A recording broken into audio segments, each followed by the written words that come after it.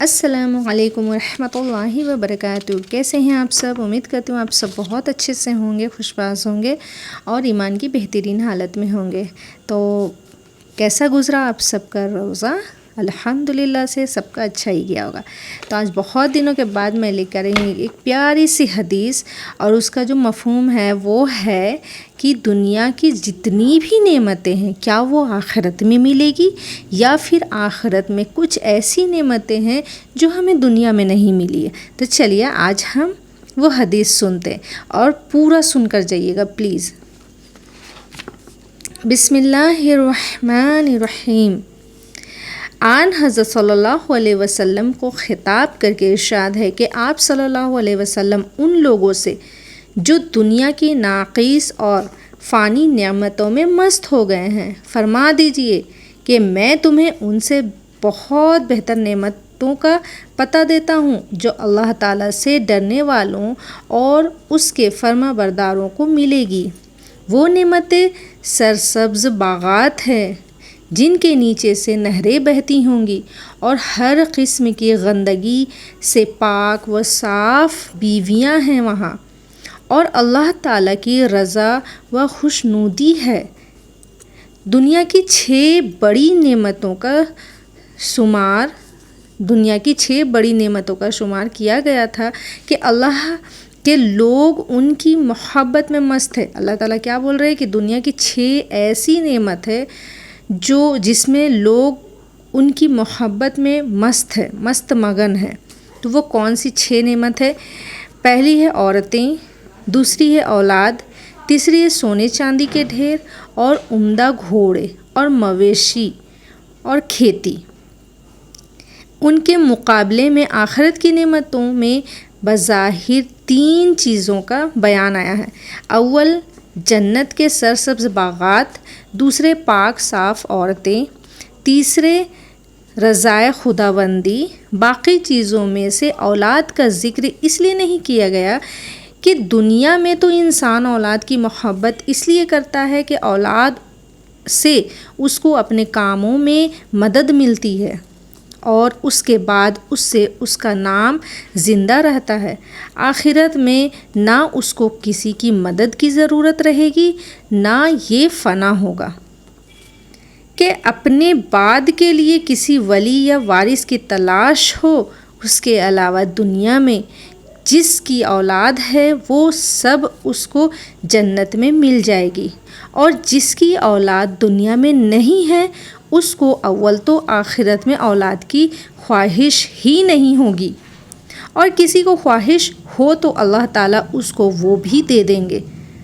جامع ترمذی کی ایک حدیث میں ہے کہ رسول اللہ صلی اللہ علیہ وسلم نے فرمایا کہ اگر کسی جنتی کو اولاد کی خواہش ہوگی تو بچہ کا حمل، پھر ولادت، پھر اس کا بڑا ہو جانا، یہ سب تھوڑی دیر میں ہی ہو جائے گا، اور اس کا مقصد پورا کر دیا جائے گا۔ سبحان اللہ، الحمدللہ۔ اسی طرح جنت میں سونے چاندی کا ذکر اس لیے نہیں کیا کہ دنیا میں تو سونا چاندی اس لیے مطلوب ہے کہ اس کے بدلے میں دنیا کا سامان خریدا جاتا ہے، اور ہر ضرورت کی چیز اس کے ذریعے حاصل کی جا سکتی ہے۔ آخرت میں نہ کسی چیز کا خرید فروخت ہوگا، اور نہ ہی کسی چیز کی خرید فروخت کی ضرورت رہے گی، نہ کسی چیز کا معاوضہ دینے کی ضرورت، بلکہ جس چیز کو جنتی کا دل چاہے گا وہ فوراً مہیا کر دی جائے گی۔ اس کے علاوہ وہ جنت میں خود بھی سونے چاندی کی کمی نہیں، کیونکہ روایت سے ثابت ہے کہ جنت کے بعض محلات ایسے ہوں گے جن کی ایک اینٹ سونے کی اور دوسری اینٹ چاندی کی ہوگی۔ بہرحال آخرت کے لحاظ سے وہ کوئی قابل ذکر چیز نہیں سمجھی جائے گی۔ اسی طرح گھوڑوں کا کام دنیا میں تو یہ ہے کہ ان پر سواری کر کے مسافتی سفر قطع کی جائے، وہاں نہ سفر کی ضرورت نہ کسی سواری کی۔ البتہ حدیث صحیح سے یہ ثابت ہے کہ اہل جنت کو جمعہ کے روز جمعہ کے روز عمدہ گھوڑے کی سواری کے لیے پیش کیے جائیں گے، جن پر سوار ہو کر اہل جنت اپنے اعزاء و احباب سے ملاقات کے لیے جایا کریں گے۔ سبحان اللہ، الحمدللہ۔ یہی حال کھیتی کا ہے کہ دنیا میں کھیتی کی مشقت مختلف اجناس کی پیدا کرنے کے لیے اٹھائی جاتی ہے۔ جنت میں یہ ساری اجناس خود بخود مہیا ہوگی۔ وہاں کسی کو کھیتی کی ضرورت کیا ہے، اور کسی کو خواہ مخواہ کھیتی ہی سے محبت ہو تو اس کے لیے یہ بھی ہو جائے گا۔ بعض روایت حدیث میں ہے کہ اہل جنت میں سے ایک شخص کھیتی کی تمنا کرے گا تو سارا کھیتی کا سامان جمع کر دیا جائے گا، پھر کھیتی کا بونا، لگانا، پکنا اور کاٹنا یہ سب چند منٹ میں ہو کر سامنے آ جائے گا۔ اس لیے نمائے آخرت میں صرف جنت اور جنت کی حوروں کا ذکر کر دینا کافی سمجھا گیا ہے، کیونکہ اہل جنت کے لیے قرآن کریم میں یہ وعدہ بھی ہے کہ وَلَهُم مَّا يَشْتَهُونَ، یعنی ان کو ہر وہ چیز ملے گی جس کی وہ خواہش کریں گے۔ اس جامع اعلان کے بعد کسی خاص نعمت کے ذکر کرنے کی ضرورت نہیں رہتی ہے، لیکن ان میں سے چند مخصوص نعمتوں کا ذکر کر دیا گیا ہے جو ہر جنتی کو بے مانگے ملے گی، یعنی کہ جنت کے سرسبز باغات اور حسین و جمیل عورتیں۔ اور ان جامع نعمتوں کے بعد ایک سب سے بڑی نعمت کا ذکر کیا گیا ہے جس کا عام طور پر انسان کو تصور بھی نہیں ہوتا ہے، اور وہ ہے اللہ تعالیٰ کی دائمی و رضا و خوشنودی ہے، جس کے بعد ناراضی کا خطرہ ہی نہیں رہتا ہے۔ چنانچہ حدیث میں ہے کہ جب سب اہل جنت جنت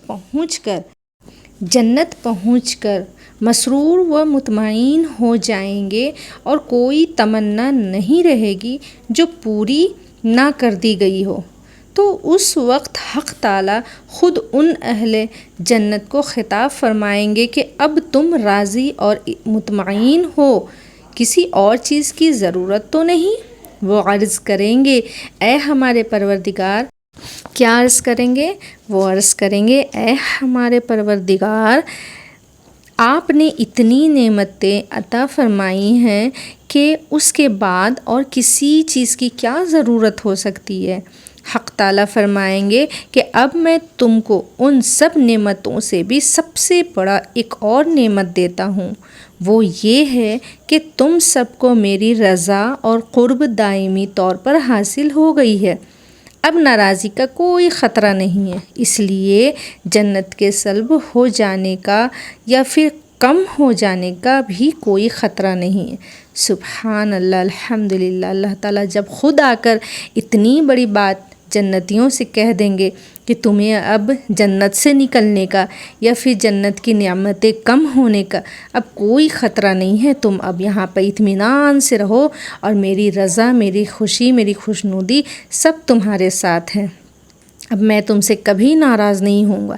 تو یہ اگر لائن اللہ تعالیٰ ہم سب کے لیے بول دیں گے تو اللہ تعالیٰ ہم سب کے لیے وہ دن سب سے بڑا دن ہوگا، ہے نا؟ آخرت میں ہمیشہ دعا کرتی ہوں اللہ تعالیٰ جتنے بھی لوگ میری ویڈیو کو سن رہے ہیں، دیکھ رہے ہیں، یا اللہ ہم سب کی آخرت اچھی کر دیجئے، آمین یا الہی آمین۔